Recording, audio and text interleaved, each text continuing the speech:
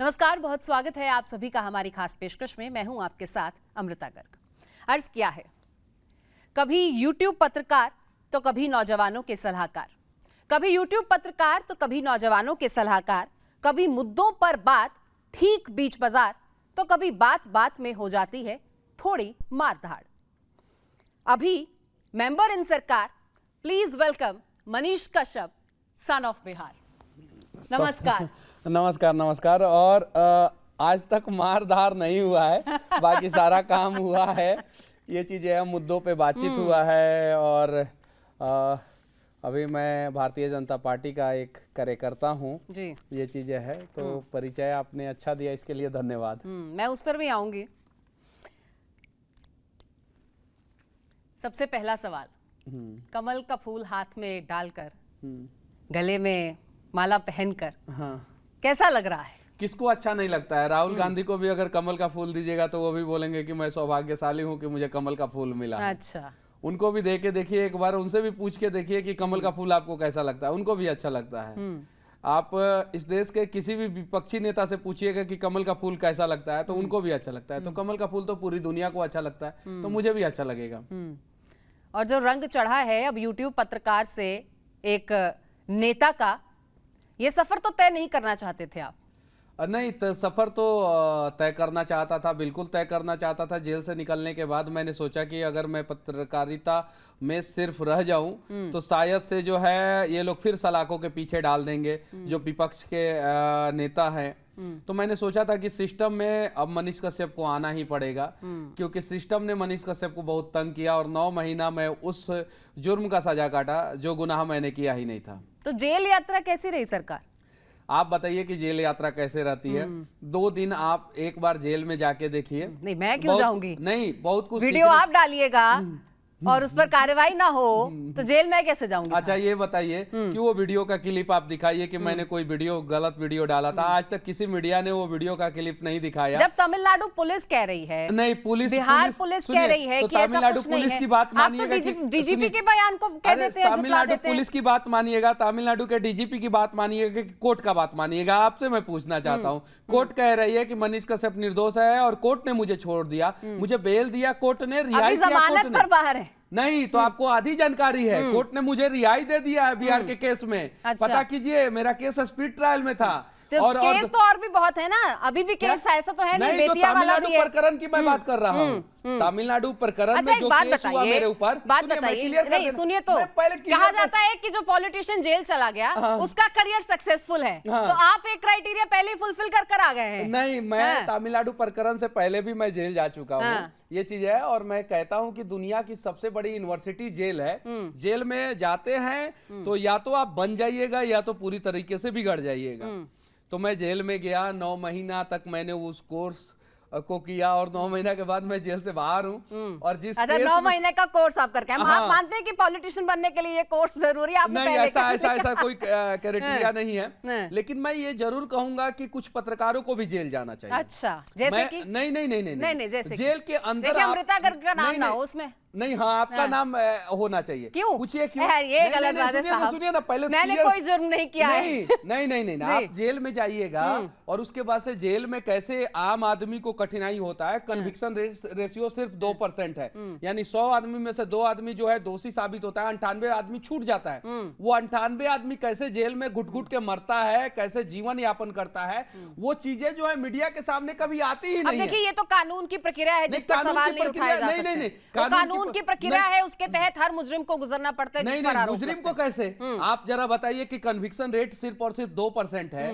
Jail में मानवाधिकार ने कुछ चीजें तय किया है, जैसे आपको जो है हफ्ते में 2 बार मोबाइल फोन से आपके परिवार वालों को से बातचीत कराई जाएगी, आपको जेल मैनुअल के हिसाब से खाना दिया जाएगा, जेल मैनुअल के हिसाब से खेलने के लिए ग्राउंड दिया जाएगा, जेल मैनुअल के हिसाब से जो है लाइब्रेरी दिया जाएगा, आपको पढ़ने की व्यवस्थाएं दी जाएगी, और वो सारा चीजें अब कैदी को मिल ही नहीं रहा है। अच्छा, तो अगर जेल में अगर वो जाता है, वो सिस्टम की बात है ना। ये तो सरकार सुधारे सिस्टम। तो पत्रकार आवाज उठाएगा, पत्रकार तो उठा रहा है ना। जब पत्रकार नेता बन जाएंगे तो कैसे आवाज उठा पाएंगे, बताइएगा। अटल बिहारी वाजपेयी क्या थे आपको पता है? आपको वो भी एक पत्रकार थे, राष्ट्रधर्म पंचजन के संपादक थे, और जब वो नेता बने तो कमाल का नेता बने। त्रिपुरारी जी, माइक लेकर आप उतर जाया करते थे बीच बाजार, सड़क पर कहीं भी, है ना, तो अब वो माइक तो क्या आपसे खुन्नस है अमृता जी, आपको मेरे नहीं, से खुन्नस मेरी क्या आपसे है? खुन्नस अभी- कोई नहीं अभी है। 2 दिन हुआ मुझे ज्वाइन किए हुए, और आप जो है नहीं, एकदम नहीं। पूरा धड़ाधड़ जो है। मैं वो नहीं कह रही हूँ, मैं आपसे मतलब ये कि- कह रही हूँ कि माइक से मेंबर, अच्छा, है ना, लसित मलिंगा माइक क्यों बन वाला गई है? लहजा, एकदम जो है पैर पे यरकर मार रही है है। यहाँ पे एकदम एक- कि क्लीन बोल्ड मैं मनीष कश्यप को करके ही ना ना ना मानूंगी। ना, मैं क्यों क्लीन बोल्ड करूंगी आपको। माइक पकड़कर एक त्रिपुरारी जी ग्राउंड पर दिखते थे, हाँ। अब कमल को थामे हुए एक मेंबर पार्टी का हमें मंच पर दिखता है। क्या बदलाव आएगा? एकदम पहले जिस प्रकार से मैं आवाज उठाता था उसी प्रकार से मैं अब काम करूंगा। बदलाव बस इतना ही होगा कि पहले सिर्फ आवाज उठाता था, अब मैं काम करूंगा। और पहले मैं गरीबों की बात करता था, अब गरीबों के लिए काम करूंगा। मुझे मौका तो दीजिए, अभी 2 दिन हुआ है और आप यॉर्कर पे यॉर्कर मारे जा रही हैं। लग रहा है क्या? अच्छा ये बताइए कि YouTube पत्रकार से हाँ, फिर आप यूट्यूबर हो गए, हाँ, फिर आप समाज सेवक हो गए, हाँ, फिर आप निर्दलीय हो गए, हाँ। अब आप पार्टी के मेंबर हो गए। ये इतना इंस्टेंट बदलाव कैसे आया? कहाँ बदलाव हुआ? हाँ। देखिए, पहले भी मैं माइक से दूरी नहीं बनाया था और अभी भी मेरी दूरी माइक से नहीं है। यहाँ नहीं, पे पहले आप मेरे- माइक के इस पार थे साहब, अब आप माइक के उस पार हैं। बहुत अंतर आ गया है। नहीं, पहले माइक के इस पार था तो मैं आवाज उठाता था, अब माइक के उस पार हो गया हूँ तो मैं काम करूंगा। ये लेकिन चीज़ है। आप तो कहते थे कि उस पार वाले काम नहीं करते, सिस्टम सरकार नहीं, के उस हमेशा पार आप वाले खिलाफ सभी थे। लोग नहीं। मैं कहता था कि उस पार वाले जो है कुछ लोग काम नहीं करते थे, नहीं करते हैं, नहीं करते थे, नहीं करते हैं, ये चीजें सही है। और उस पार वाले कुछ लोग हैं जो लगातार काम करते हैं, दिन रात काम करते हैं, जैसे किसी एक नरेंद्र पार्टी मोदी के जी। होंगे जो काम करते हैं। नहीं नहीं नहीं, अनेकों पार्टी के हैं। नरेंद्र मोदी जी हैं, हमारे गठबंधन के बहुत सारे पार्टियों के नेता हैं जो काम करते हैं। कुछ विपक्षी पार्टी के भी नेता हैं, ये बात सही है, वो लोग जैसे भी कि काम। नाम लीजिए जरा। अब नाम जो है अगले इंटरव्यू में मैं बता दूंगा। ना ना, एक ठो नाम तो बता दीजिए। मैं अब बता- आपने इतना बड़ा दिल दिखाया है हाँ। तो एक ठो नाम तो ले ही दीजिए। लाल बहादुर शास्त्री जी काम करते थे, कांग्रेस में थे, वो काम करते थे, अच्छा काम किए देश के लिए। ठीक है, पीवी नरसिंहा राव, वो अच्छा काम किए देश के लिए। 2 नाम बता दिया मैं। अच्छा, आज की जनरेशन में कुछ नहीं हो रहा है? आज की जनरेशन में विपक्ष जो है विपक्ष रहा ही नहीं, ना उसका नीति है, ना नियत है, ना विपक्ष का कोई धर्म है। जरा सोचिए। और ये तीनों अगर विपक्ष पार्टी के पास नहीं हो तो उसको विपक्ष मानना ही जो है बेईमानी होगा। तो ये विपक्ष आज के समय में भारत में रहा ही नहीं। अच्छा, जो नौजवान आपको फॉलो करते थे, क्योंकि आपकी एक ह्यूज फॉलोशिप है, फिर चाहे वो यूट्यूब की बात कर ले या अन्य सोशल मीडिया प्लेटफॉर्म्स की, उन्होंने हमेशा आपको एक बतौर यूट्यूबर, एक पत्रकार के तौर पर देखा है। वो पत्रकार जो उनकी आवाज उठाया करता था, जो उनके मुद्दों पर बात किया करता था, जो सवाल किया करता था। लेकिन अब आप जवाब देने के स्थान पर हैं और नेताओं से ईमानदारी की जो उम्मीद है वो खासतौर पर युवाओं को बहुत कम है। ये वोटिंग प्रतिशत हमें बता रहा है। आपको भी पता है कि वोट परसेंटेज जो सामने आ रहा है, जो आंकड़े सामने आ रहे हैं, युवा नाराज हैं, वो उनको या नाउमीदगी है। ठीक है, तो वो युवा आपको नहीं लगता कि आपसे नाराज होंगे? कि आप परली साइड क्यों चले मेरे गए? से क्यों नाराज होंगे? मेरे से तो बिल्कुल नाराज नहीं होंगे। मुझे देखेंगे, ट्राई करेंगे, अगर मैं कुछ गलती करूंगा या उनके हक की बात नहीं करूंगा तब तो नाराज होंगे ना। अभी मेरे से कोई युवा नाराज नहीं है, सभी लोग मेरे साथ हैं। और सबसे बड़ी बात है कि नरेंद्र मोदी जी के नेतृत्व में देश तरक्की कर रहा है। देश का विकास दर अगर देखा जाए तो चीन, जापान और अमेरिका से ज्यादा जो है विकास दर भारत का है। 7.5% के रेशियो से भारत जो है वो आगे बढ़ रहा है। तो ये अपने आप में कमाल की बात है। और सबसे बड़ी बात है कि आपने बोला कि युवा नाराज है वोटिंग परसेंटेज देखा जाए तो, अगर वोटिंग परसेंटेज देखा जाए तो कांग्रेस के समय में जितना वोटिंग परसेंटेज होता था उससे ज्यादा वोटिंग परसेंटेज वर्तमान समय में हो रहा है। साहब बैठकें हो रही हैं, राजस्थान में भी बैठकें हुई हैं, मध्य प्रदेश में भी बैठकें हुई हैं कि दूसरे चरण में वोटिंग प्रतिशत को बढ़ाया जाए। बढ़ा है किसी को दूसरे भी चरण वोट में। दीजिए, लेकिन वोट देने के लिए दूसरे निकलिए। चरण में वोटिंग परसेंटेज बढ़ा है। encourage करना पड़ा ना। नहीं, मैं बता रहा हूं आपको जो ऐसा तो नहीं है कि पहले चरण में रैलियां नहीं हुई। नहीं, एक्चुअल ग्राउंड रिपोर्टिंग मैं बता रहा हूं कि पहले चरण में वोटिंग परसेंटेज क्यों कम हुआ, क्योंकि रामनवमी के एक दिन बाद जो है वोट था। रामनवमी के बाद में वोट था और जिस दिन वोट था उस दिन लगन था, पूरे भारत में जबरदस्त लगन था, शादी ब्याह का मौसम था। तो शायद इसलिए जो पहले दिन जो है वो पहले चरण में जो है वो वोटिंग परसेंटेज थोड़ा सा डाउन हुआ, लेकिन देश के लोगों को नरेंद्र मोदी जी पे भरोसा था, है और रहेगा। और वोटिंग परसेंटेज दूसरा कारण डाउन होने का ये था कि जो लोग विपक्ष से उम्मीद लगा के बैठे थे कि ये लोग जो है अच्छे मुद्दों पे बातचीत करेंगे और चलिए इनको वो हम आप वोट भी देंगे, जानते हैं कि वो क्या लोगों ने कारण है। नहीं वो नहीं अगर ये कारण होता तो इस तरीके की बैठकें नहीं मुस्लिम होती। लोग जो है घरों से बाहर निकले ही नहीं वोट देने के लिए, क्योंकि उन्हें पहले से ही पता है कि विपक्ष की स्थिति क्या है क्या नहीं है, तो मुस्लिम लोग घरों से अच्छा, बाहर। ये हिंदू मुसलमान पर क्यों उतर आते हैं? मैं नहीं, तो वोटर की बात कर रही हूँ, मैंने यंगस्टर्स की बात की। सुनिए, मैंने तो मैं नाम ही नहीं लिया। एग्जैक्ट ग्राउंड रिपोर्टिंग बता रहा हूँ। ज्यादातर मुसलमान जो है वो विपक्ष को वोट करते हैं, और जो समझदार मुसलमान हैं वो भारतीय जनता पार्टी को वोट करते हैं। मतलब जनता NDA को समझदार नहीं है? नहीं, in general, जनता को नहीं कह रहा। जो जनता बीजेपी नहीं, को नहीं, एनडीए को वोट ना करे वो समझदार नहीं। नहीं, ये कहा ना आपने? नहीं नहीं नहीं हाँ। नहीं नहीं, देखिए अरे कंट्रोवर्सी साहब, करने की जरूरत देखिए आप नहीं है। दूसरी तरफ वालों की बात करने पहली लगे ना, बार आप मैं- पलटने लगे ना बात से। नहीं, अब मैं आप कहेंगे पलट- मेरे बयान को तोड़ मरोड़ कर पेश कर दिया। नहीं, मैं मुझे क्लियर तो करने दीजिए। हाँ। जो समझदार पढ़े लिखे मुसलमान है, मैं फिर से कहना चाहता हूँ, वो भारतीय जनता पार्टी नरेंद्र मोदी जी मैं के वही में तो आपसे विश्वास कह रही रखते हूँ, हैं। मतलब जो और- वोट ना करे वो समझदार नहीं है। नहीं, वोट ना करे तो वो तो सही में समझदार नहीं है। हाँ। उसको आप समझदार नहीं मानिएगा नहीं, क्या? दूसरी नहीं, पार्टी नहीं, को जो नहीं, वोट करे वो समझदार नहीं नहीं है। नहीं, दूसरी पार्टी को जो सपोर्ट करे उसकी बात नहीं कर रहा। आपने कहा ना अभी कि जो समझदार मुसलमान है, देखिए मैं आप ही की वर्डिंग को कोट कर रही हूँ, आपने कहा कि जो समझदार मुसलमान है वो बीजेपी को वोट कर भारतीय रहा जनता है, पार्टी के साथ, यानी दूसरा मुसलमान ना समझ है। हाँ, जो ना समझ है, जिनको कांग्रेस ने इतने दिनों से ठगा, 70 सालों से ठगा, अरे, और फिर भी क्या कांग्रेस बात को कर अगर दी। वोट कर रहे हैं तो जनता- ना समझ ही है ना। वे मनीष कश्यप साहब, नेताओं का गुर सीख लीजिए। नहीं, नहीं। चुनावों में जनता जनार्दन हो जाती है, तो कोई ना जनता समझ नहीं जनार्दन होता ही है। और हाँ। जनता जनार्दन ने ही 2014 नेता में भगवान मोदी जी बना को देते हैं जिताया, जनता को 19 चुनावों जिताया, में। 24 में भी जिता रही है जनता जनार्दन। हाँ। और समझदार सारे वोटर जो है नरेंद्र मोदी जी के साथ है, युवा सारे नरेंद्र मोदी जी के साथ है। जो अच्छा देश चलिए, को आप तो मजबूत करना समझदार चाहते है हैं, ना, वो सारे आप नरेंद्र तो मोदी जी के साथ। समझदार हैं, आप तो सीखे हुए में, आप समझदार हैं। निर्दलीय का जरा मतलब बताइए क्या होता है? निर्दलीय का मतलब मतलब कि जो लोग चुनाव लड़ते हैं, अपने दम पे चुनाव लड़ते हैं, उन लोगों को निर्दलीय कहा जाता है। जिनको किसी पार्टी से टिकट नहीं मिलता उनको निर्दलीय कहा जाता है। जिनको किसी पार्टी पे भरोसा भी नहीं होता। नहीं, जिनको ऐसा नहीं है। हाँ। ये मतलब कि आप एक मतलब कि पॉजिटिव पहलू को छोड़ के निगेटिव पहलू में जा रही है। अच्छा। कि जिनको किसी पार्टी पे भरोसा नहीं, जिनको किसी पार्टी से टिकट नहीं मिलता है, वो लोग भी निर्दलीय भाग्य आजमाते हैं, और वो लोग भी निर्दलीय चुनाव लड़ते हैं और जीतते भी हैं। अच्छा, कोशिश तो पहले भी की थी आपने चुनाव लड़ने की 2020 में, और निर्दलीय के रूप में विधानसभा में उस समय 10,000 वोट आया था। और उस जिस विधानसभा से मैं चुनाव लड़ा था उसमें आज तक जितना भी चुनाव हुआ है सबसे ज्यादा निर्दलीय में वोट लाने वाला मनीष कश्यप था। तो इस बार भी तो निर्दलीय लड़ने वाले थे आप?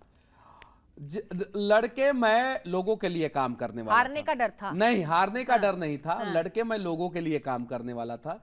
और मेरी पार्टी ने कहा कि आप जो है हमारे साथ मिलकर आपकी लोगों के पार्टी लिए नहीं थी, अब है। अब पहले भी थी, अभी भी है। हाँ। पहले पार्टी ने टिकट नहीं दिया था, मैं निर्दलीय चुनाव लड़ने का मन बनाया था। पार्टी ने कहा कि हम आपको काम करने का उचित मौका देंगे, आप अपने तरीके से काम कीजिए। पार्टी ने मौका दिया, मैं पार्टी के साथ हूँ। लेकिन क्योंकि टिकट इसमें नहीं मिला। एक मिनट, लेट मी क्लियर। जब मैं जेल के अंदर था तो मेरे लिए अगर किसी पार्टी के नेता ने आवाज उठाया तो वो भारतीय जनता पार्टी के नेता ही थे। लेकिन अब टिकट कहाँ से लीजिएगा? टिकट तो नहीं मिलेगा। देखिए, टिकट नहीं मिलेगा वो अलग बात है। मुझे काम करने का मौका तो मिला, मुझे देश का सेवा करने का मौका तो मिला। कैसे एक करेंगे यूट्यूबर सेवा? को वो पहचान तो तो मिली। यूट्यूबर रहते हुए भी कर रहे थे आप। नहीं, लेकिन समाज सेवक आप समाज सेवक कहलाते थे ना? नहीं, यूट्यूबर रहते हुए मैं आवाज उठा रहा था। काम कर रहा था नहीं, आवाज उठा रहा था। अब मुझे काम करने का मौका मिलेगा, उचित प्लेटफॉर्म मिला है, अच्छे ढंग से मैं बिहार की अच्छा, बात जो मिलेगा, है, ये वादा हो गया है क्या? मौका मिलेगा है? बहुत टैलेंटेड, आप बहुत ऊपर जाइएगा। अच्छा। और आप ही ने कहा मौका मिलेगा, तो मतलब वादा हो गया है कि मौका मिलेगा। कितने साल का एक्सपीरियंस हो गया आपको? है, ये मैं आपसे बताऊंगी बाद में। मुझे ये पता है कि आप नए नए नेता बने हैं ना। हाँ, तो तजुर्बा आपका कम लग रहा है मुझे उस पार वालों का। कुछ तो रहम कीजिए, कुछ तो रहम कीजिए।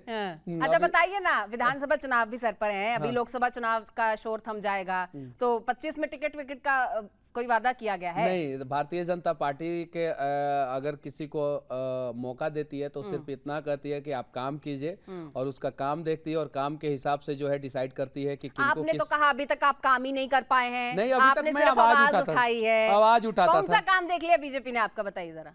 मैं आवाज उठाता था। मैं क्या बोल रहा हूँ कि अब तो ज्वाइन किया हूँ 2 दिन पहले। हाँ। अब भारतीय जनता पार्टी देखेगी कि हाँ ये मनीष जो है किस लायक है, और जिस लायक होगा उस लायक मुझे काम मिलेगा। अभी 2 दिन तो पहले ज्वाइन ही किया हूँ मैं। तो निर्दलीय रहते हुए आपने कुछ नहीं कर पाए?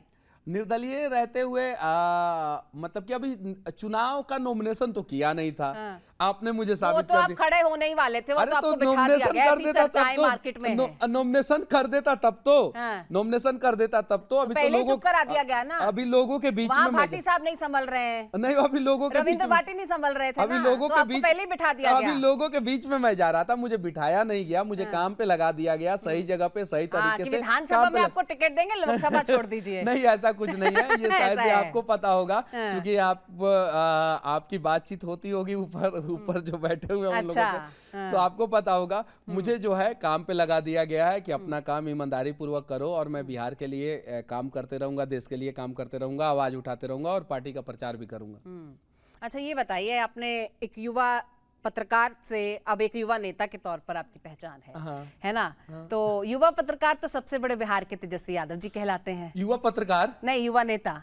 ये कौन बोल दिया? स्लिप ऑफ टंग तो हो जाता है साहब। अरे तो आप भी कंफ्यूज हो जाइएगा। बताइए, इतने टैलेंटेड युवा नेता पत्रकार जो है, ना मेरी बात का जवाब दीजिए ना, मुद्दे पे आइए, कंफ्यूज हो मुद्दे जाए। पे आइए साहब, मुद्दे पे। अरे देखो, मुद्दे भटकाने का काम आपने खूब सीख लिया है, ये मैं सोच रही 2 दिन में सीख लिया है, 2 दिन में। हाँ, और कहाँ भटका रहा हूँ? होमवर्क करके आए हैं आप। तो ये बताइए, तेजस्वी यादव सबसे बड़े युवा नेता बिहार के माने जाते हैं, अरे तो उनका साथ एक मिनट, ये कहीं नहीं तो कहीं गलत परसेप्शन जो है हम लोगों के बीच में थोप देते हैं। तेजस्वी यादव जी का पहचान क्या है, पहले ये बताइए।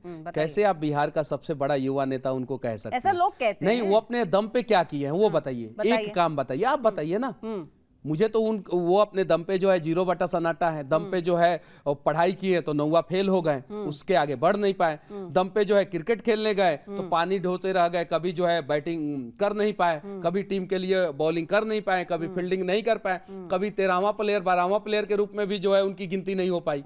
जरा सोचिए, तो उनको जो है बिहार का सबसे बड़ा युवा नेता आप कैसे कह सकती हैं? आप बताइए, क्या आपने उनके अंदर देखा, क्या क्वालिटी देखा, क्या खासियत देखने? जो जनसभाएं हो रही हैं, जो लोग इकट्ठा हो रहे हैं, जो भीड़ अन्य नेताओं की रैलियों में जाती है, वो वहां भी जा रही है। आपने मेरा भीड़ नहीं देखा, मेरे साथ जो लोग जुड़े हैं उनका भीड़ नहीं देखा। वो यूट्यूबर मनीष कश्यप के साथ थे, त्रिपुरारी जी। जब नेता मनीष कश्यप के साथ जुड़ेंगे तब बात करेंगे उस बारे में। चलिए, उस पर भी आऊंगी मैं। ठीक है, लेकिन तेजस्वी यादव जी बिहार के सबसे बड़े युवा नेता नहीं हैं। उनकी पहचान चलिए, सबसे बड़े ना सही, युवा नेता तो हैं। हाँ, युवा नेता है। उनकी पहचान जो है उनके पिताजी के वजह से है, आदरणीय श्री लालू प्रसाद यादव जी के वजह से है, आदरणीय श्रीमती राबड़ी देवी जी के वजह से है उनकी पहचान। अगर माता और पिता को हटा दिया जाए तो तेजस्वी यादव जी की पहचान 0 है। तो वो छोड़िए, जेडीयू आरजेडी, हम उसी को पकड़ के अच्छा चलिए, पकड़ के रखिए। जेडीयू आरजेडी की तरफ रुझान क्यों नहीं गया, सीधे एनडीए? देखिए, मतलब कि नरेंद्र मोदी जी दुनिया के सबसे बड़े लोकतांत्रिक पार्टी के नेता हैं, सबसे बड़े लोकतांत्रिक देश के नेता हैं, सबसे लोकप्रिय पूरे दुनिया के नेता हैं और भारत के प्रधानमंत्री हैं। और यहाँ पे जो है भारतीय जनता पार्टी में आज़ादी मिलती है आपको जो है राष्ट्र के लिए काम करने के लिए, तो इसलिए मैं यहाँ पे आया। जेडीयू के साथ आज़ादी नहीं मिलेगी? मैं उन लोगों के बारे में नहीं सोचा। मैं उस पार्टी को जो है, वो तो आपके ज्यादा करीबी हैं, नहीं, बिहार से हैं। मैं उस पार्टी के बारे में कुछ नहीं सोच पाया। मैं उस पार्टी के बारे में नहीं सरकार में भी थे, सरकार के खिलाफ तो आप आवाज उठाते रहे। एकदम बिल्कुल उठाता रहा हूँ। तो फिर तो फिर क्या, तो एनडीए के पास क्या फिर वो वॉशिंग मशीन वाला सवाल आ जाता है कि एनडीए के साथ मिलते ही सब भूल जाते हैं? आप बताइए ना कि एनडीए में कहाँ कौन सा वॉशिंग मशीन है, आप बताइए। बात तो ये गलत परसेप्शन है। एनडीए में जो है अच्छे लोग आते हैं, अच्छा, अपनी अच्छाइयों के साथ आते हैं। तो सरकार के खिलाफ तो आप आवाज उठाते थे? एकदम बिल्कुल। तो फिर अच्छे लोग कैसे हो गए? कैसे काम ना करे देश के लिए? अरे उस समय तेजस्वी जी और जदयू की सरकार थी ना बिहार में मैडम, जब मैं जेल गया था तो तो जेडीयू में नीतीश बाबू नहीं थे क्या? एकदम बिल्कुल थे। तो अब वो एनडीए में नहीं है क्या? अब सुधर गए हैं, एनडीए में अच्छा, आए हैं, यही नरेंद्र तो। मोदी जी के साथ हैं। हाँ। तो अच्छा काम कर रहे हैं, तो अच्छा काम कर रहे हैं। जहां गलत होगा वहां मनीष कश्यप को आप देखिएगा आवाज उठाते हुए, एकदम 100% मैं आपके कैमरे के सामने कह रहा हूँ। वो तो कह रहे थे कि हम कभी नहीं जाएंगे बीजेपी में, हमसे तो आप लिखवा अरे तो लीजिए। उनसे जाके पूछिए ना, अभी मेरा 48 घंटा भी नहीं हुआ है आप और भी तो मेरे से कहते जो है थे, मुख्यमंत्री आप नीतीश भी कुमार तो जी की कहते बातें थे कि पूछे, मैं राजनीति में नहीं जाऊंगा। आप क्या? कहते थे मैं राजनीति में नहीं जाऊंगा। ये कभी नहीं बोला। आप हिचकिचाते थे इस पर बात करने पे, मान लीजिए। जेल, मैंने बहुत सारे वीडियोस देखे हैं। सुनिए, जेल से आने के बाद मैंने ऐसा कभी नहीं बोला है। जेल जाने के पहले मैं कहता था कि नहीं जाऊंगा, उसके पीछे रीजन है। मुझे लगता था कि मैं पत्रकारिता कर रहा हूँ, यूट्यूब वाला पत्रकारिता कर रहा अच्छा, हूँ, ये तो जेल के बाद वाला हृदय परिवर्तन क्यों हो गया? क्योंकि मैं 9 महीना जो है बेवजह सजा काटा हूँ। 45 डिग्री टेम्परेचर में आपको एक कमरे में 4.5 महीना पूरा गर्मी का दिन, अप्रैल, मई, जून, जुलाई और 7 अगस्त तक आपको रख दिया जाए, सोचिए कि आपका हश्र क्या होगा। तो हृदय परिवर्तन हो गया उसके बाद? हृदय परिवर्तन नहीं, हाँ। उसके बाद से अपने आप को बदलना पड़ा। क्यों बदलना पड़ा? कि ये सिस्टम के लोग जो हैं, अगर उनके खिलाफ आप आवाज उठाइएगा और सिस्टम में रहे बिना, तो समझिए कि आप जो है ज्यादा दिन तक आवाज नहीं उठा पाइएगा। आप लोगों के पास बड़ा प्लेटफॉर्म है, बहुत बड़ा है।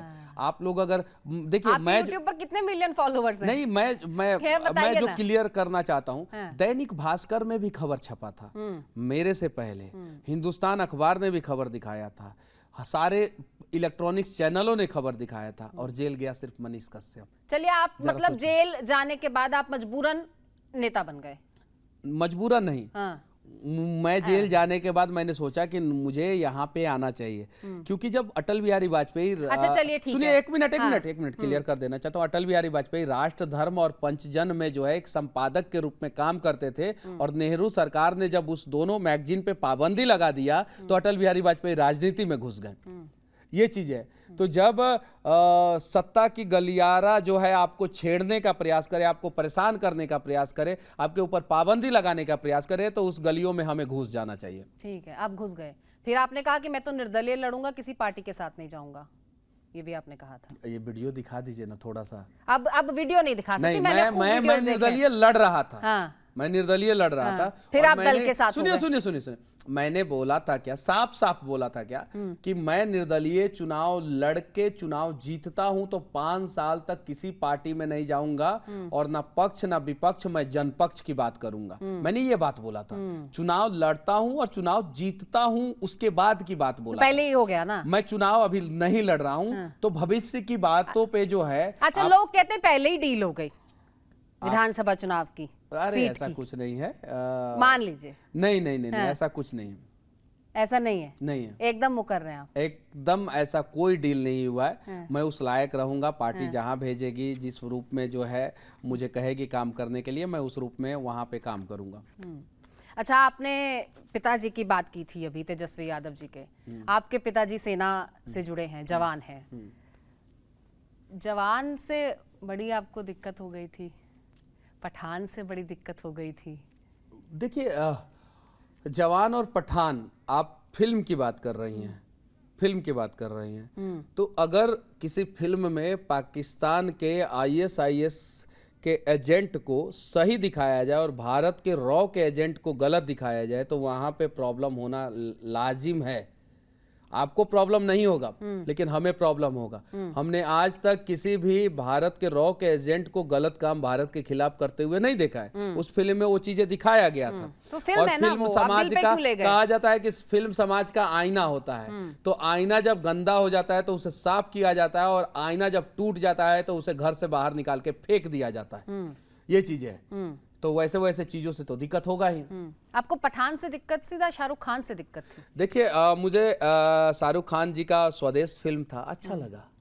अच्छा फिल्म था, ठीक है। लेकिन ये जो पठान फिल्म था, ये गलत था, तो मैं इसका विरोध किया। वो सीख लिया ना आपने, वो जो क्या कहते हैं बैलेंसिंग क्या मतलब कि मैं फैक्ट बातें कर रहा हूँ एकदम। मुझे ये चीजें गलत लगी। और शाहरुख खान ही क्यों, रणवीर सिंह ने जब न्यूड फोटो शूट किया था, तो मैंने उनका भी विरोध किया था। तो वो बातें तो आप नहीं कर रही हैं। आप भी तो हर चीज को जो है धर्म के एंगल पे ले जाने का प्रयास कर रही हैं। मैं तो आपके वीडियोस की बात कर रही हूं। अच्छा, पिताजी से अब राष्ट्रपिता पद आ जाते हैं। तो महात्मा गांधी जी से जुड़ा हुआ भी आपका एक वीडियो 2016 में, शायद 2016-17 की बात है अगर मैं गलत नहीं हूँ, बड़ा वायरल हुआ था। ऐसा क्या कह दिया था आपने? नहीं, वो वीडियो एडिटेड है। अच्छा। आप जाके सोशल मीडिया पे देख लीजिए, आर्टिफिशियल इंटेलिजेंस का जमाना है। 2016 में अगर मैं बोला होता वो बातें तो 2016 में मेरे ऊपर एफआईआर हो जाता। जब मैं जेल में गया तो मुझे पता चला कि जेल जाने के बाद वो चीजें वायरल किया गया और उस पे जो है कोर्ट ने जो है बाइज्जत बरी कर दिया है मुझे। तो ये चीजें बताइए कि वो जो केस हुआ था उसमें पटना का कोर्ट ने जो है मनीष कश्यप को बाइज्जत बरी कर दिया। अच्छा, एक टसल जो है कन्हैया कुमार और उधर मनोज तिवारी, क्या लगता है ये टसल कितना दिलचस्प होने वाला है? ये टसल कर रही हैं आप? एकदम एक ऐसा व्यक्ति जिसको जो है बिहार के बेगूसराय से भगा दिया गया, कम्युनिस्ट पार्टी से भगा दिया गया और तेजस्वी यादव जो है बिहार में एंट्री बैन कर दिए, जेएनयू में जो है विवाद किए हैं, देश के खिलाफ वाले लोगों के साथ खड़े हो जाते हैं। उनकी तुलना जो है मनोज तिवारी से कर रही हैं, जो मनोज तिवारी अपने संसदीय क्षेत्र में 14,500 करोड़ का काम कराए हैं। 14,500 करोड़ का काम करा चुके हैं मनोज तिवारी पिछले 5 साल में अपने संसदीय क्षेत्र में।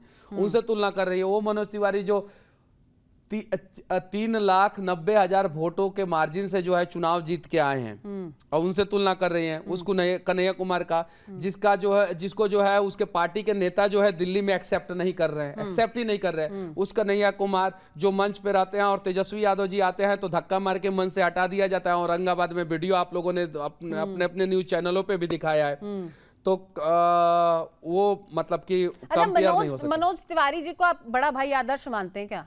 हाँ, एकदम बड़ा भाई आदर्श इसलिए भी मानता हूँ कि जब मैं सलाखों के पीछे था तब वो मुझसे मिलने जो है जेल तक पहुंचे थे। कभी बातचीत हो गई थी ये ज्वाइन करने के लिए? नहीं, उस समय नहीं बातचीत हुई थी। और ये भोजपुरी गानों को लेकर, क्योंकि आप संस्कृति की भी बहुत बात करते हैं, आप समाज की बात करते हैं, सभ्य समाज बनाने की बात करते हैं। बिल्कुल, आप नहीं करती हैं क्या? हाँ, भोजपुरी गानों में जिस तरह के अच्छा, आप संस्कृति की बात नहीं करती हैं क्या? मैं तो कर रही हूँ ना, तो मैं उसी से तो सवाल पूछ रही हूँ आपसे। भोजपुरी गीत जो हमने सुने, बहुत प्यारे प्यारे गीत भी हमने सुने हैं, लेकिन बहुत सारे ऐसे गीत हैं जिनमें अश्लीलता की बात हो रही है। ऐसे बहुत सारे गीत मनोज तिवारी जी ने गाए हैं, मुझे नहीं आते हैं। अगर आप मुझसे पूछिएगा कि आप गाकर दिखाइए, मुझे नहीं आते हैं। आप यानी किसी विपक्षी पार्टी के या विपक्षी पार्टी के नेता या प्रवक्ता की चीजों को सुने हैं। मनोज तिवारी जी अश्लील गाने नहीं गाए हैं। मनोज तिवारी जी को मृदुल कहा जाता था। मृदुल मतलब कि मीठा बोलने वाला। और मनोज तिवारी जी समाज के ऊपर, देश के ऊपर बहुत सारे अच्छे अच्छे गाने को गाए हैं और मनोज तिवारी कोई अश्लील गाना नहीं गाए। मैंने नहीं सुना है, आपने अगर सुना है तो बता दीजिए। मेरे को नहीं आते हैं। मैं वीडियोस बहुत देखे हैं, बहुत सारी चर्चाएं भी हैं मार्केट में, आप भी जानते हैं और बिहार की जनता बेहतर जानती है, वो ज्यादा बता देगी। उन्होंने कोई अश्लील गाना नहीं गाया। चलिए, वो तो आपको बता देंगे।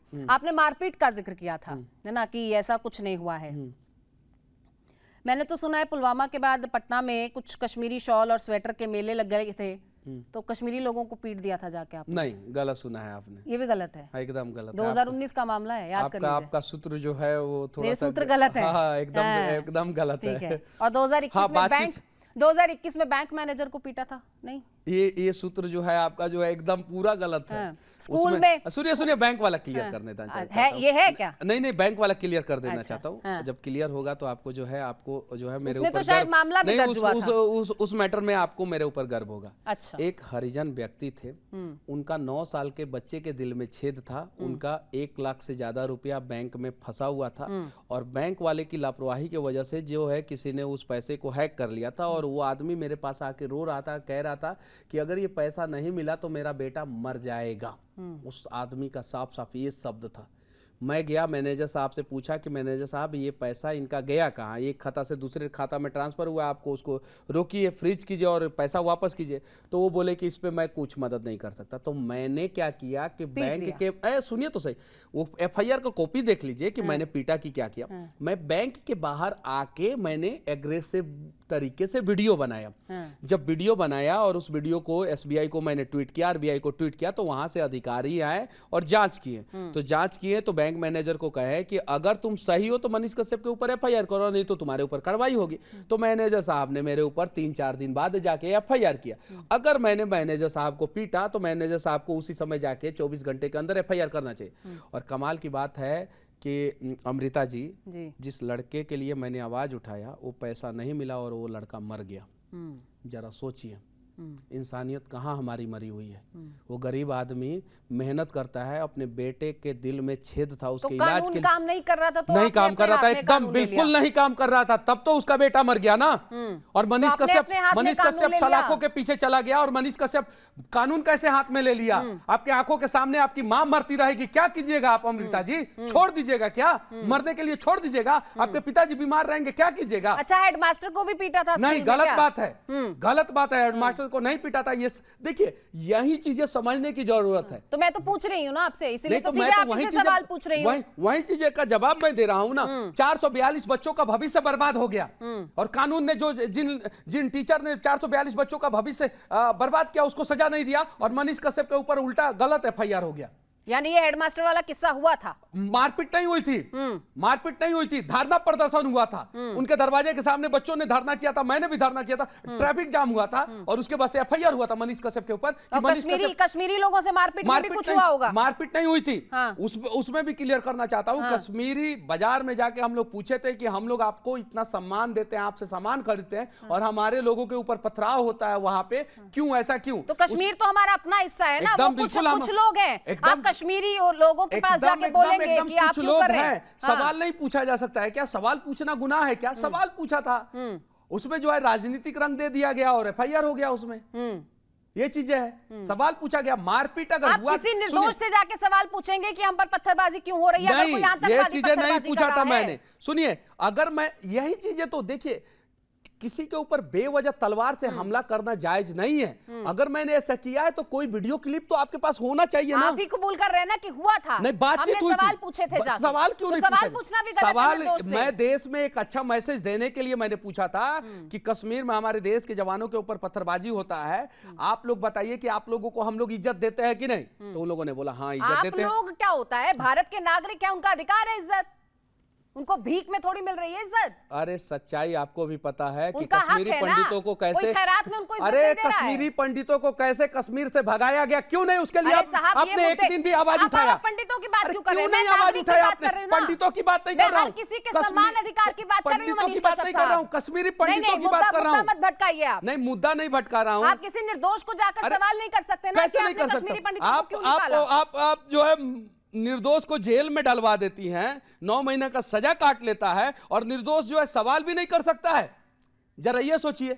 तो महाराष्ट्र में क्यों नहीं लड़े आप, जब वहां पर बिहारियों को प्रताड़ित किया गया था? खबर तो वहां से भी आई थी। अरे उस समय तो बच्चा था ना मैं, मैडम, 2007 की घटना, उसी समय मैं लड़ना शुरू कर देता। हेडमास्टर से आप लड़ सकते हैं। अरे उस समय 2007 की घटना, आज से 15 साल, 16 साल, 17 साल पहले की घटना है। उस समय मैं जो है पढ़ाई कर रहा था, उस समय मैं 8वां या 9वां क्लास में था।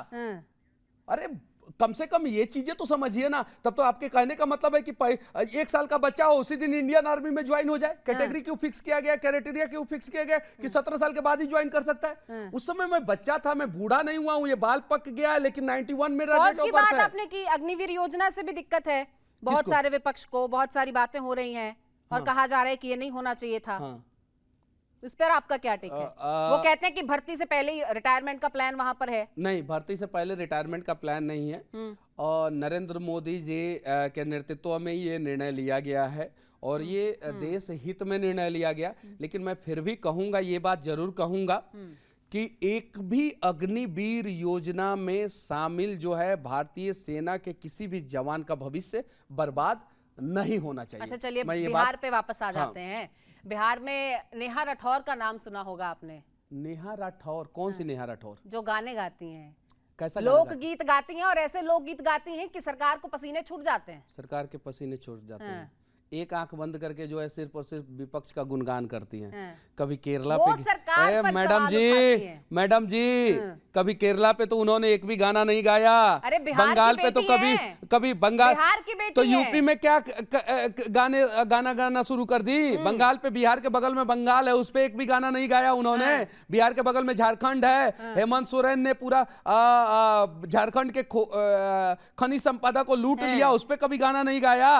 और बिहार में जब तेजस्वी जी की सरकार थी उस पे कभी गाना नहीं गाया। सिर्फ और सिर्फ उनको दिखता है योगी जी और मोदी जी।